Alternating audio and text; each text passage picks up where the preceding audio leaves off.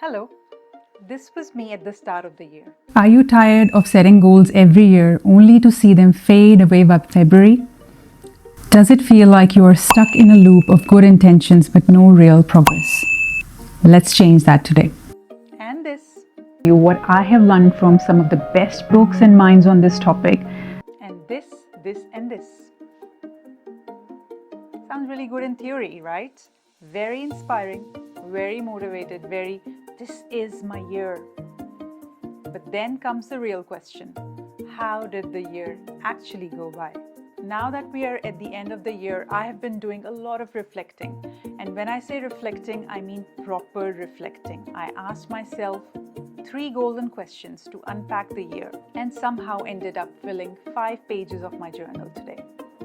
Clearly, I had a lot to say to myself. The honest truth, this year was not what I had imagined it would be. It was a year of learning, sharing, creating, and resilience, slipping into old habits and rising back again. Very real, very human. So as this year comes to an end, I want to share my honest reflections with you, all the lessons, all the messy bits, and yes, all the details. So stay tuned with me.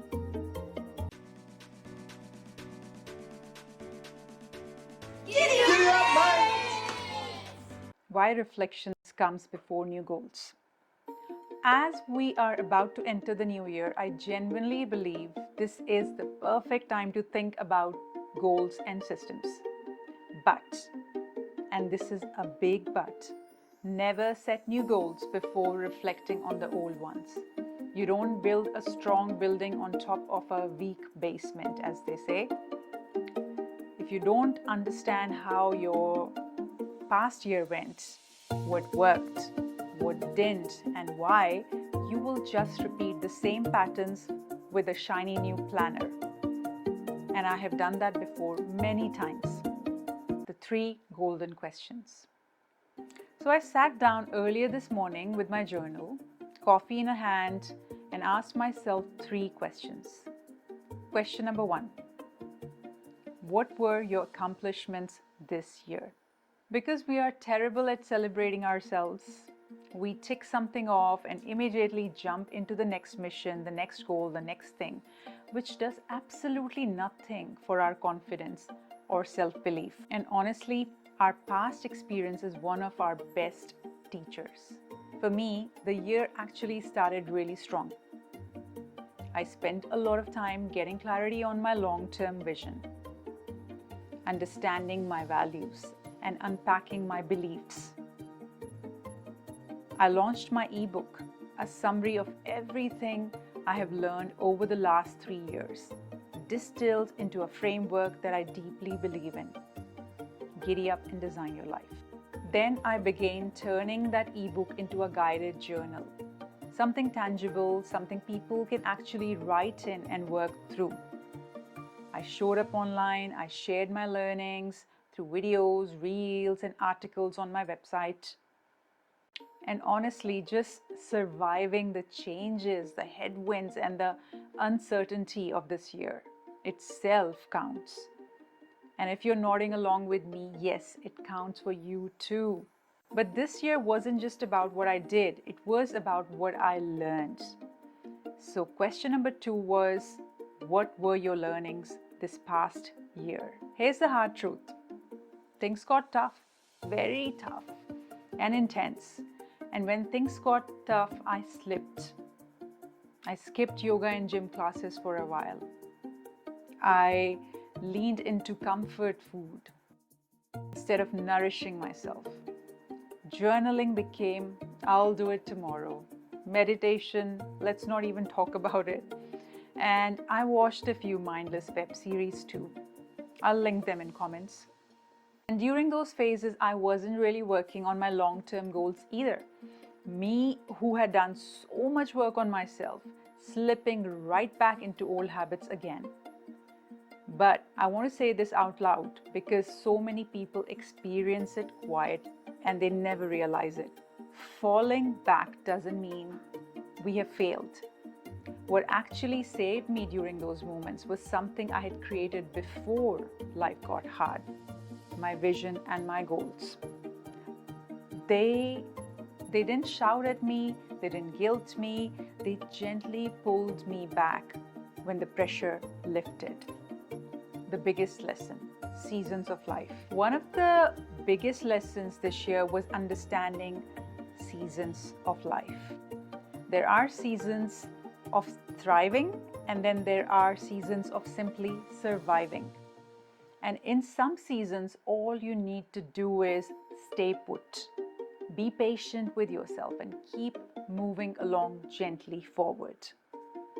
I realized that beating myself up for slipped milestones only sabotaged my confidence and pushed me further back.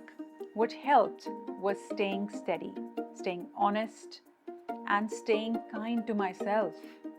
Knowing that I couldn't have massive, unrealistic expectations all the time, but trusting that I would come back to the plan eventually. All this time, I knew that I will get back to my best version again, as I have the clarity of my vision, clarity of my why, which would never let me fall off the cliff due to an external environment, due to external reasons. And this is the magic of doing the inner work on yourself. This is the magic of having a plan. Even if you go off track, you can always find your way back. A moment of real honesty. There was a moment this year when I looked at my own videos from past and I almost didn't recognize myself. I couldn't believe all those videos were me because my reality at that time felt so very different. Today I audited my goals from last year and I checked my performance, my achievement rate. Well, my achievement rate was probably around 50%, and the reasons were very clear to me. Not strong enough systems in place, too many overloaded goals, multiple goals combined into one goal, way too many outcome-focused goals, not enough focus on the identity of who I wanted to become to achieve those goals. Honestly, even Superwoman wouldn't have achieved all the goals that I had set out for myself earlier this year. Question number 3. What were the highlights? This is my favorite question. For me, it was completing my 30-day journaling challenge earlier in the year and pretty much keeping up with that habit most of the year, apart from a few exceptions. Then seeing Oprah Winfrey live in Sydney in December, a manifestation that actually came true. Power of my vision board come to life. And actually leaving my journal behind for Oprah was a huge highlight for me. That night itself was so packed with lessons. Another moment was bumping into what felt like my future self at a friend's 40th birthday party. A reminder to keep investing in my personal growth and keep going. Sometimes the universe doesn't shout at us, it just nudges and it quietly whispers, as Oprah says, wrapping it all up. So in summary, no, I didn't check off all the goals I set out for myself this year. I didn't have a glowing 100% achievement rate, but I achieved way more than I had in past few years before that combined. And that was thanks to the work I did on myself right at the start of the year, setting intentions for the year, gaining clarity, and doing the inner work. If I hadn't started this journey of reflection and self-discovery, there is no way I would have been where I am today. And as I move into the new year, I am not starting from scratch, I'm starting from experience. I know what worked, I know what didn't work, and I know how to tweak things gently instead of forcing change on myself. If this year taught you anything, I hope you will honor it. And if this video resonated, I would genuinely love to hear from you. Please share your comments with me. What did this year teach you? Share it in the comments. I highly recommend taking just one day to reflect on the past year. Yes, you'll feel tempted to jump straight into the new year resolutions, new year goals, but please pause. Give yourself one day and you'll thank yourself for it. I'll be working on my goals for 2026 tomorrow, and I'll share more about that in my next video with you. Until then, giddy up, keep working on yourself. Bye for now.